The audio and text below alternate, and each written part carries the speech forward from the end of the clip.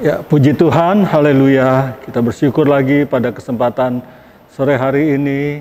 Dan saat ini lagi kita akan menerima kebenaran firman Tuhan dalam ibadah tengah minggu yang diselenggarakan oleh jemaat GPDI Polonia. Puji Tuhan, kita akan menerima kebenaran firman Tuhan, karena firman Tuhanlah yang akan menuntun kita, membawa kita lebih hari, lebih mendekat kepada Tuhan. Walaupun di tengah situasi yang masih belum normal 100%, masih ada banyak hal-hal yang mengendala untuk kita bisa berkumpul bersama di dalam satu gedung gereja. Tapi firman Tuhan tidak pernah terkendala oleh apapun juga untuk disampaikan. Supaya setiap kita yang rindu akan kebenaran firman Tuhan, kita akan terus menerimanya dalam setiap firman Tuhan yang disampaikan secara online dalam media massa yang ada. Puji Tuhan, firman Tuhan pada kesempatan ini akan saya beri judul Tuhan yang menguji hati.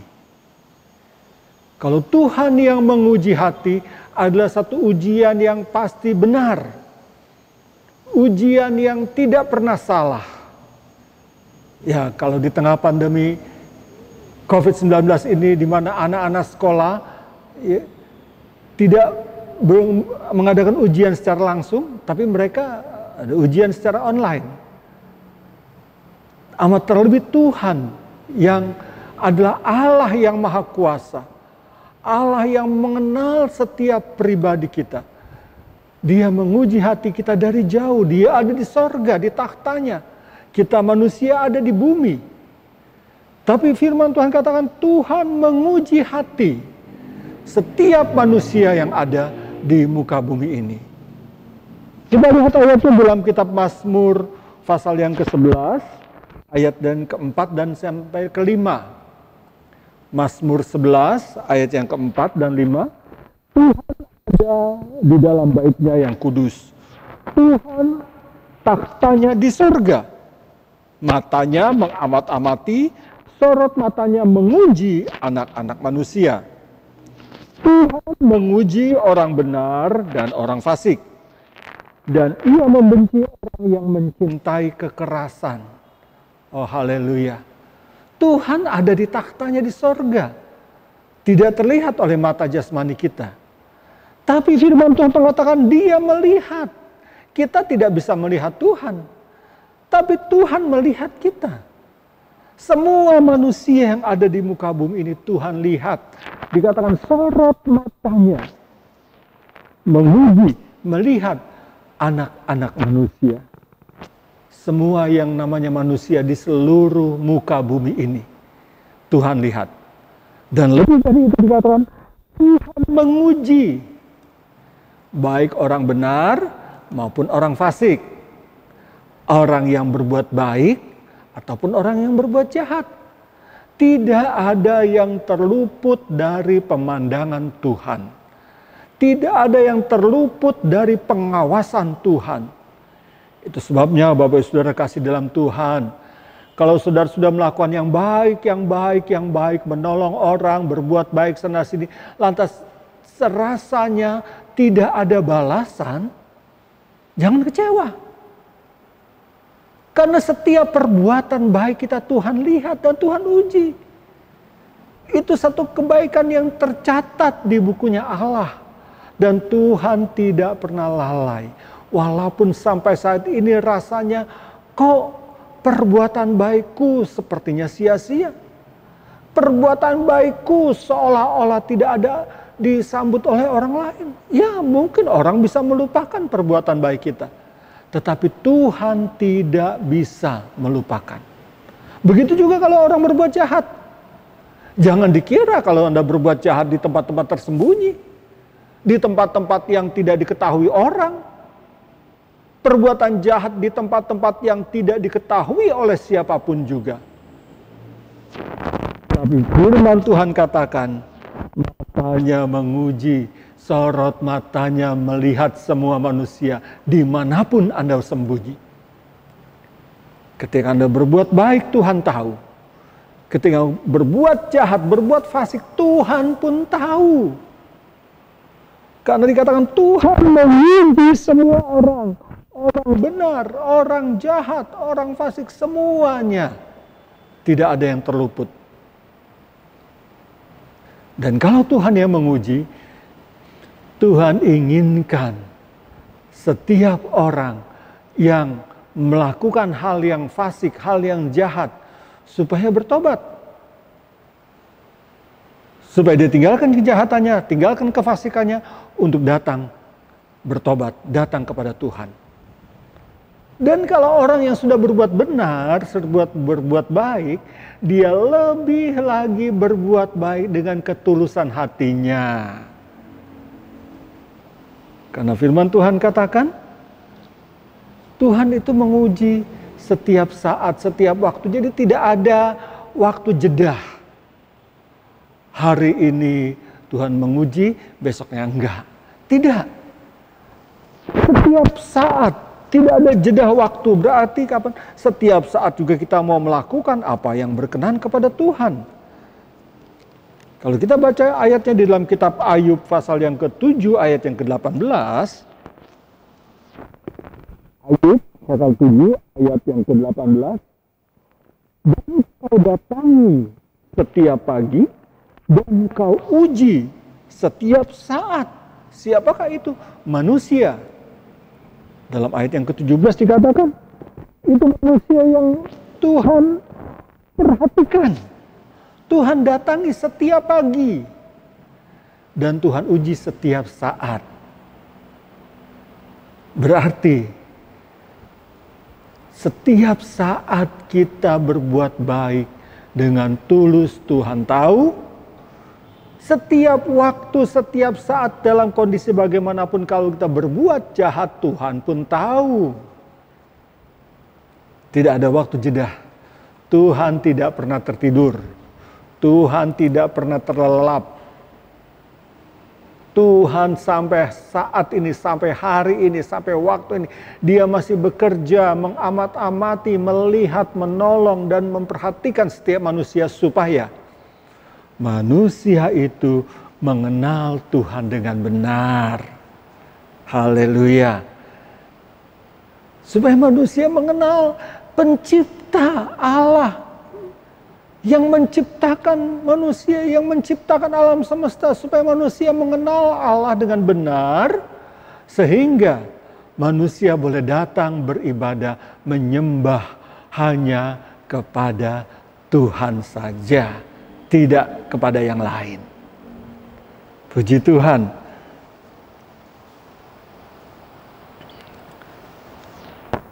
Di dalam Yeremia pasal 17 ayat yang ke-10. Yeremia pasal 17 ayat yang ke-10. Aku Tuhan yang menyelidiki hati, yang menguji batin untuk memberi balasan kepada setiap orang setimpal dengan tingkah langkahnya, setimpal dengan hasil perbuatannya. Tuhan menguji. Tuhan lihat. Tuhan tidak pernah bisa dibohongin. Karena Dia lihat hati. Dan di dalam hati tidak bisa kita berpura-pura di hadapan Tuhan. Dan dikatakan Tuhan menguji untuk apa? Memberi balasan setimpal dengan perbuatan kita. Kalau perbuatan yang baik, tentu saja ada upah yang baik. Perbuatan yang buruk, yang jahat, ada hukuman. Setimpal dengan perbuatan, Tuhan akan lakukan. Karena Dia Allah. Dia tidak bisa didustai. Itu sebabnya Allah menguji kita supaya apa? Supaya kita mengenal Dia dengan benar. Bukan supaya kita dihukum. Tuhan tidak menguntukkan kita supaya dihukum. Tuhan menguntukkan kita supaya kita beroleh keselamatan di dalam Yesus Kristus. Tentu saja kalau kita mau bertobat, Tuhan ampuni dan Tuhan beri keselamatan itu. Bagi yang tidak mau bertobat, ya bukan Tuhan yang mau menghukum, tapi Memang perbuatannya yang menghukum dirinya sendiri. Haleluya. Kita baca ayatnya dalam 1 Tesalonika pasal 5 ayat yang ke-9. 1 Tesalonika pasal 5 ayat yang ke-9. Karena Allah tidak menetapkan kita untuk ditimpa murka, tetapi untuk beroleh keselamatan oleh Yesus Kristus Tuhan kita. Haleluya. Tuhan tidak menguntukkan kita manusia untuk ditimpa murka, untuk dihukum. Tapi Dia mau menyelamatkan. Dia memberikan manusia keselamatan, hanya jalannya melalui Yesus Kristus. Tidak ada jalan lain. Tuhan Yesus sendiri pernah berkata di dalam Injil Yohanes pasal 14 ayat yang ke-6, Akulah jalan dan kebenaran dan kehidupan. Tidak ada seorang pun sampai kepada Bapa di sorga kecuali melalui Aku.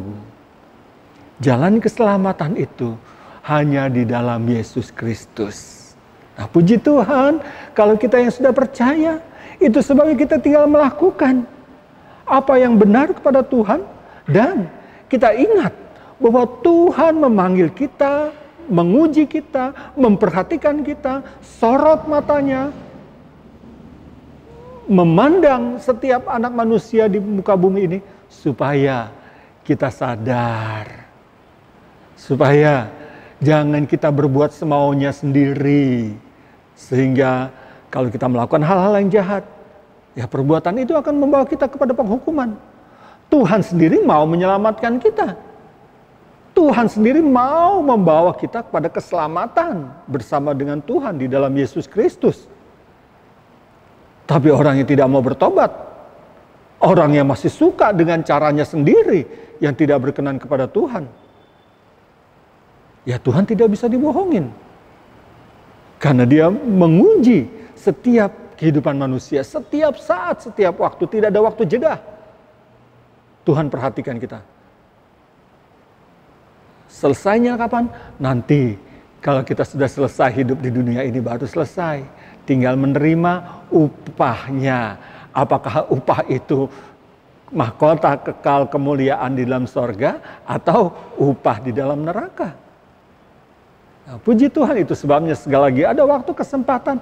Mari kita perhatikan firman Tuhan yang mengatakan bahwa Tuhan menguji kita setiap saat, setiap waktu untuk memberi balasan. Yaitu Tuhan menguntukkan kepada kita keselamatan yang mau datang kepada Yesus, yang mau bertobat. Itu sebabnya kita perhatikan firman Allah. Kita lihat dulu ayatnya di dalam 1 Tawarik pasal 29 ayat yang ke-17. 1 Tawarik pasal 29 ayat yang ke-17.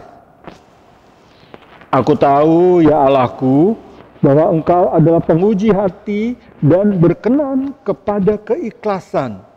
Maka aku pun mempersembahkan semuanya dengan sukarela dan tulus ikhlas. Dan sekarang umatmu yang hadir di sini telah kulihat memberikan persembahan sukarela kepadamu dengan sukacita. Apa saja yang Tuhan uji? Yaitu pengorbanan kita, perbuatan baik. Kalau di sini dikatakan Raja Daud dia mempersembahkan korbannya untuk membangun rumah Allah. Dan dikatakan jemaat, semua bangsa Israel itu memberikan dengan sukarela, dengan tulus, dengan ikhlas. Dikatakan Raja Daud dia berdoa, Tuhan Engkau lihat persembahan yang diberikan oleh Daud untuk membangun rumah Allah itu bukan sedikit, saudara, banyak sekali. Dia seorang raja, dia memberikan emasnya, dia memberikan harta bendanya untuk membangun rumah Allah, dan itu diberikan bukan untuk pamer. Ada orang memberikan sesuatu kepada Tuhan hanya untuk dipamerkan. Hanya supaya dilihat orang. Tetapi Raja Daud mengatakan bahwa Tuhan menguji, Tuhan lihat kalau dia memberikan dengan hati yang tulus, dengan sukacita, dengan rela, tidak terpaksa, dan juga bukan untuk dipuji oleh manusia, tapi dia memberikan untuk kemuliaan Tuhan. Dan ini yang berkenan kepada Tuhan. Karena dikatakan Tuhan berkenan kepada keikhlasan. Tuhan berkenan orang yang tulus, orang yang ikhlas. Dan ketulusan dan keikhlasan itu ada di dalam hati. Kalau orang memberi sesuatu dengan terpaksa, dia bisa dengan muka berpura-pura. Tetapi hatinya tidak bisa berpura-pura di hadapan Tuhan. Sebabnya Tuhan lihat, Tuhan menguji. Orang berbuat baik, orang melakukan berkorban. Apakah dia tulus? Apakah dia ikhlas? Dan Tuhan senang. Tuhan berkenan. Orang yang melakukannya dengan keikhlasan. Juga dalam satu Tawarik yang sama, pasal 28 ayat yang ke-9. Satu Tawarik, pasal 28 ayat yang ke-9. Dan engkau anakku Salomo, kenalah Allahnya ayahmu dan beribadahlah kepadanya dengan tulus ikhlas dan dengan rela hati. Sebab Tuhan menyelidiki segala hati dan mengerti segala niat dan cita-cita. Jika engkau mencari dia, maka ia akan berkenan ditemui olehmu. Tetapi jika engkau meninggalkan dia, maka ia akan membuang engkau untuk selamanya. Orang yang beribadah kepada Tuhan diuji. Sekali lagi, ujian Tuhan bukan untuk mencari kesalahan, saudara. Tuhan menguji hati, menyelidiki hati manusia, bukan untuk mencari kesalahan manusia. Karena kalau Tuhan mencari kesalahan manusia, tidak ada seorang pun bisa datang kepada Tuhan.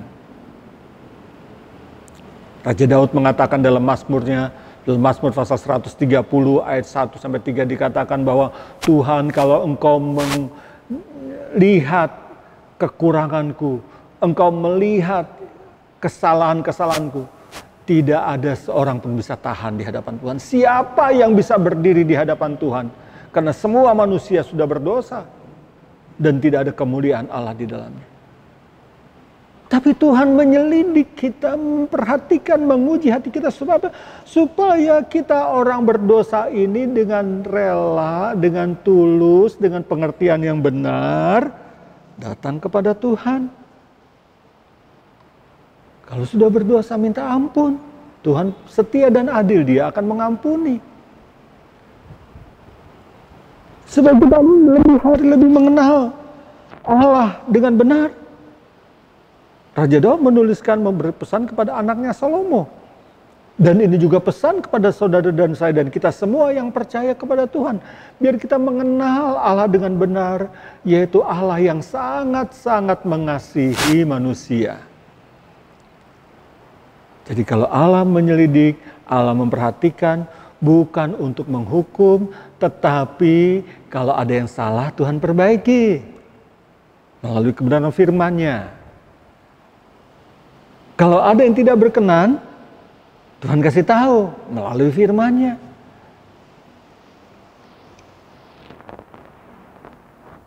Karena di sini dikatakan Tuhan mengerti niat dan cita-cita.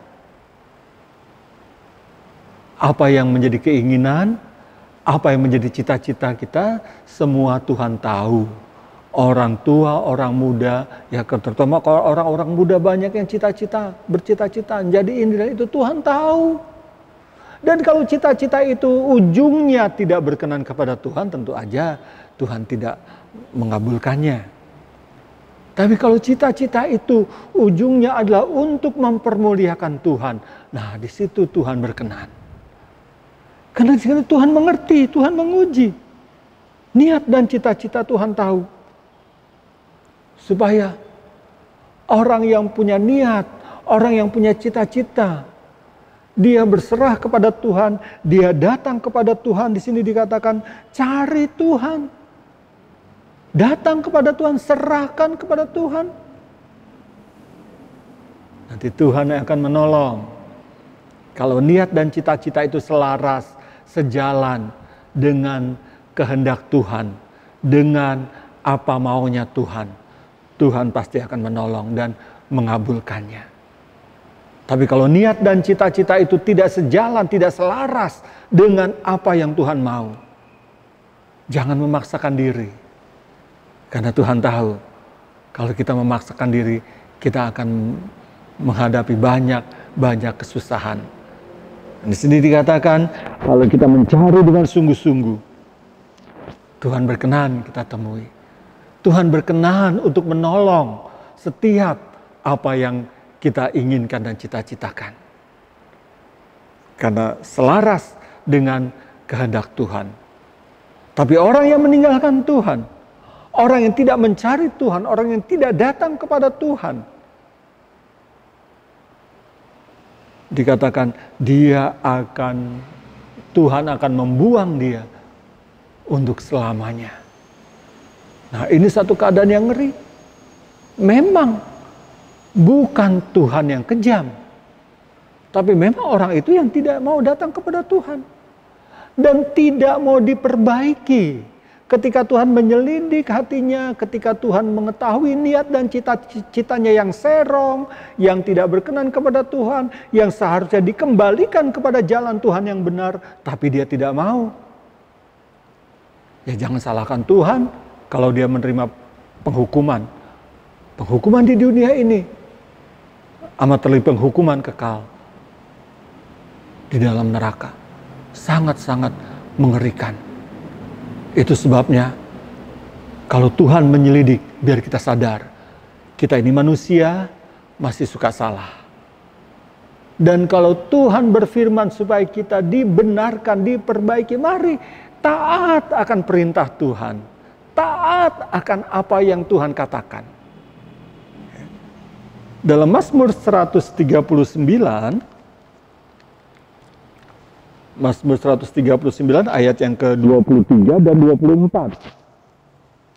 Ini pemazmur katakan, Mazmur 139 ayat yang ke-23, selidikilah aku ya Allah dan kenalah hatiku, ujilah aku dan kenalah pikiran-pikiranku, lihatlah apakah jalanku serong, dan tuntunlah aku di jalan yang kekal.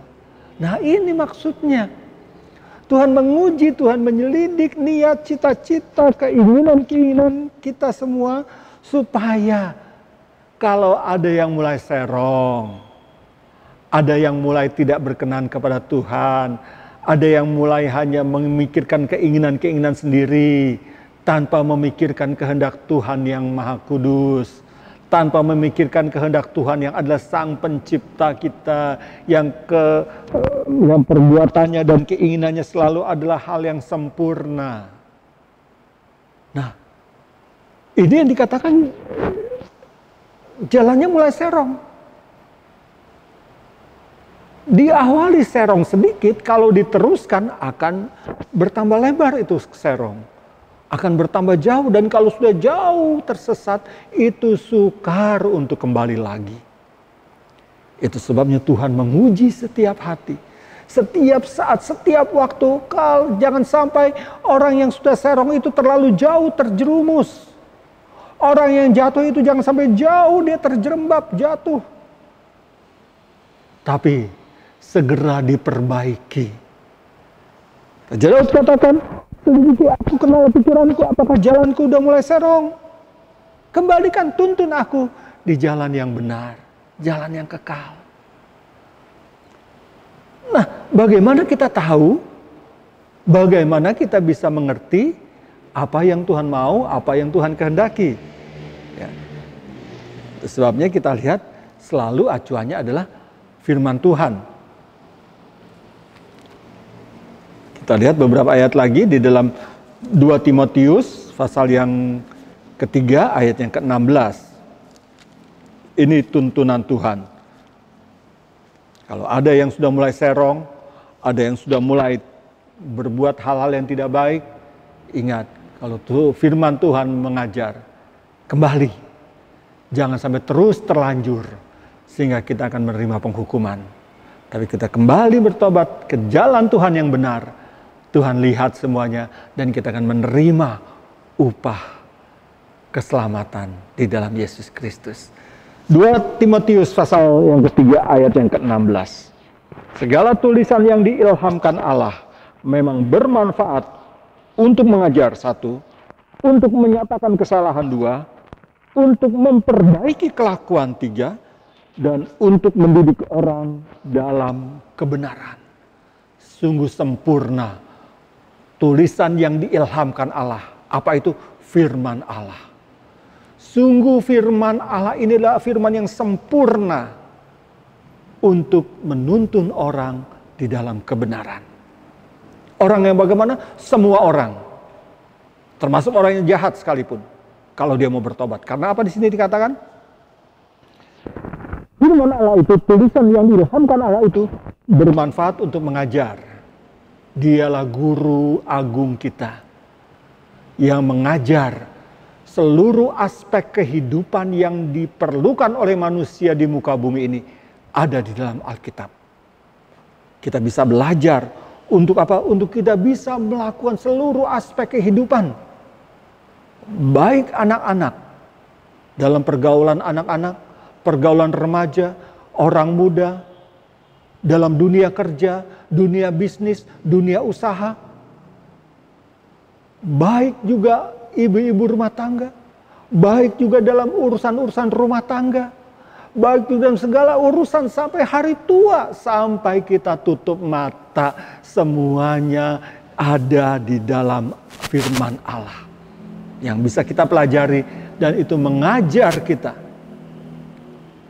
Mengajar dari kita masih muda, dari awal sampai akhir. Tuhan yang sudah memulai, Tuhan yang mengakhiri. Kalau kita belajar. Dan di dalam kita belajar, tentu saja ada hal-hal yang dikoreksi. Ada hal-hal yang harus diperbaiki. Nah, apa? Karena memang ada kesalahan. Di sini dikatakan untuk menyatakan kesalahan. Kita manusia punya keinginan, punya kehendak, punya pikiran yang seringkali nggak cocok dengan kehendak Tuhan.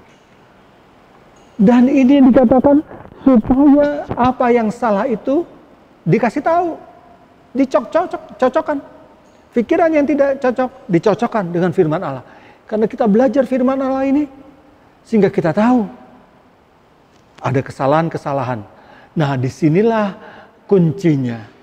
Ketika diberitahu ada kesalahan, firman Tuhan mengatakan ada kesalahan, ada perbuatan yang salah, harus dibenarkan. Harus dibenarkan. Kalau tidak mau, Tuhan tidak memaksa. Hanya orang yang tidak mau dibenarkan pasti dia akan menerima penghukuman. Karena Tuhan menyelidik, Tuhan menguji untuk memberi balasan. Nah, puji Tuhan, sungguh Tuhan itu sangat baik. Dia mengajar, dia memberitahukan kesalahan-kesalahan kita. Supaya apa? Dia perbaiki. Dalam Alkitab terjemahan lama dikatakan memperbaiki yang rusak. Itu sebabnya di awal tadi saya katakan bahwa firman Allah itu untuk semua orang. Orang yang sudah rusak, orang yang jahat, orang yang sudah melakukan hal-hal yang jahat sekalipun. Kalau dia mau ditegur, diajar, dan diberitahu kesalahan-kesalahannya, dan dia mau bertobat, diperbaiki kelakuannya, untuk sama serupa dengan kehendak Tuhan dalam firman-Nya. Siapapun juga, Tuhan penuh kasih.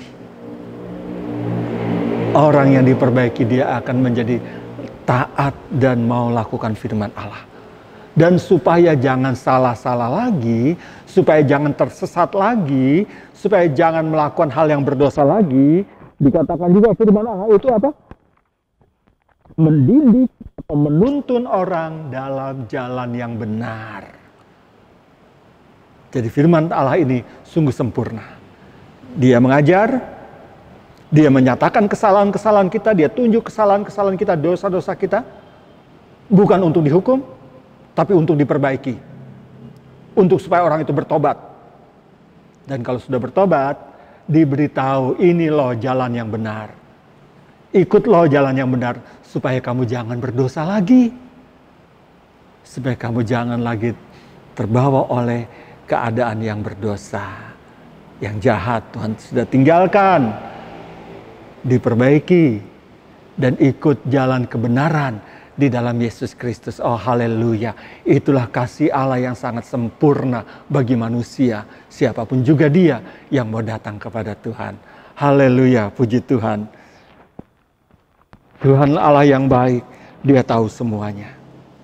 Dan sebagai kesimpulan kita baca satu ayat terakhir di dalam Mazmur pasal yang ke-11. Mazmur pasal 11 ayat yang ke-7. Mazmur 11 ayat yang ke-7. Sebab Tuhan adalah adil dan Ia mengasihi keadilan. Orang yang tulus akan memandang wajah-Nya. Orang yang tulus dalam kebenaran, taat firman dengan tulus, melakukannya dengan tulus. Tuhan adil. Adilnya apa? Dia pasti menepati semua yang difirmankan. Dia pasti menepati semua apa yang dijanjikan. Kalau dia menyelidik manusia, orang benar, orang fasik, orang jahat, semua dia tahu. Yang hidup dalam kebenaran akan menerima upah hidup yang kekal.